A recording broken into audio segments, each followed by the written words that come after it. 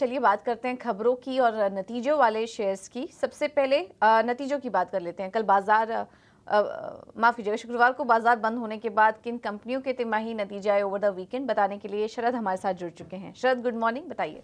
Good morning पूजा। तो सबसे पहले जो है नतीजों के फोकस करें तो आरती इंडस्ट्री के नतीजे देखेंगे। सीक्वेंशियली नंबर्स बहुत स्ट्रांग आए हैं।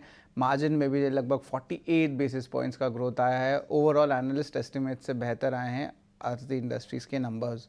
बालकृष्ण इंडस्ट्रीज़ की बात करें तो यहाँ पे भी देखें तो 125 बेसिस पॉइंट्स का एबिटा मार्जिन पे जंप है और रेवेन्यू में भी 26% का ईयर ऑन ईयर बेसिस पे ग्रोथ आया है।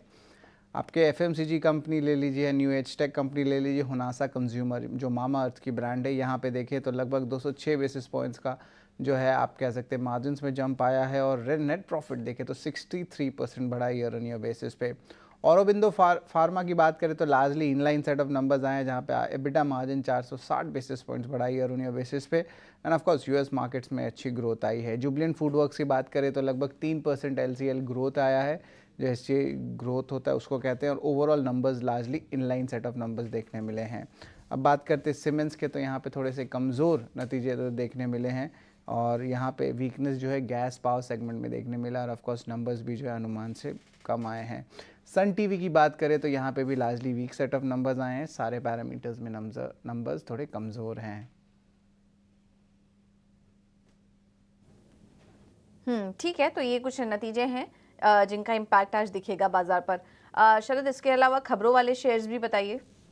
जी बिल्कुल पूजा। सबसे पहले टीसीएस का एक एनालिस्ट मीट हुआ था, जहाँ पे दो अहम बात सामने आती है कि कंपनी जो है जेन एआई आर्टिफिशियल इंटेलिजेंस में फोकस करने वाली है और जो ट्रांजिशन होगा लेगेसी कोड से जो इस नई अपॉर्चुनिटी में, उसके लिए कंपनी तैयार है। हमारा राजा के लिए जो है दो अहम न्यूज़ फ्लो आए हैं ओवर द वीकेंड।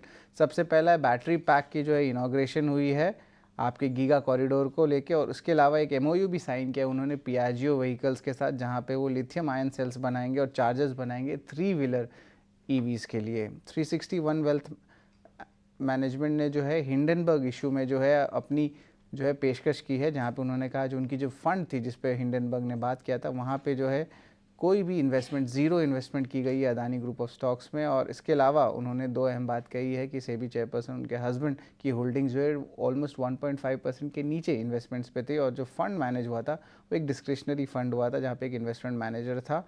और ओवरऑल जो है पूरी फंड कंप्लायंट है अपनी रेगुलेशंस के साथ। आवास फाइनेंसियर्स में भी बड़ा मूव है। यहाँ पे सीवीसी कैपिटल जो है लगभग 26.47% स्टेक जो है अक्वायर करने वाले हैं केदारा पार्टनर्स और पार्टनर्स ग्रुप से। अब इसका जो एक्विजिशन है लगभग 3,425 करोड़ का एक्विजिशन होने वाला है। और इसके अलावा जो शेयर सेल होगी वो 1635 रुपये प्रति शेयर पे होगा, लेकिन एक ओपन ऑफर भी ट्रिगर हो जाता है जिसमें वो पार्टिसिपेट करेंगे। 26% का रहेगा, और अगर ये दोनों ओपन ऑफर सक्सेसफुल होता है तो इनका स्टेक 50% के ऊपर हो जाएगा, यानी कि वो कंपनी के प्रमोटर्स भी हो सकते हैं।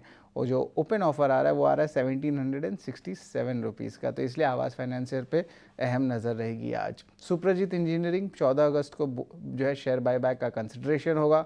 वही स्टर्लिंग एंड विल्सन सोलर की बात करें तो यहाँ पे इनको पीवी प्लांट जो राजस्थान में, उनको 550 करोड़ का ऑर्डर आया है। और इसके अलावा जाइडस लाइफ साइंस में एलआईसी ने अपनी स्टेक घटा दी है। यहाँ पे उन्होंने कहा कि 5.2% स्टेक से बिकवाली करते करते अब करंट स्टेक एलआईसी का 3.2% है। आखिरी स्टॉक जो फोकस में रहेगा वो है मझगांव डॉक। यहाँ पे कंपनी को जो है ओएनजीसी से प्लेटफॉर्म पाइपलाइन का ईपीसी प्रोजेक्ट मिली है लगभग 4,600 करोड़ रुपए के लिए। तो बड़ा ऑर्डर है, तो इसलिए मझगांव डॉक को ज़रूर अपनी फोकस में रखिएगा।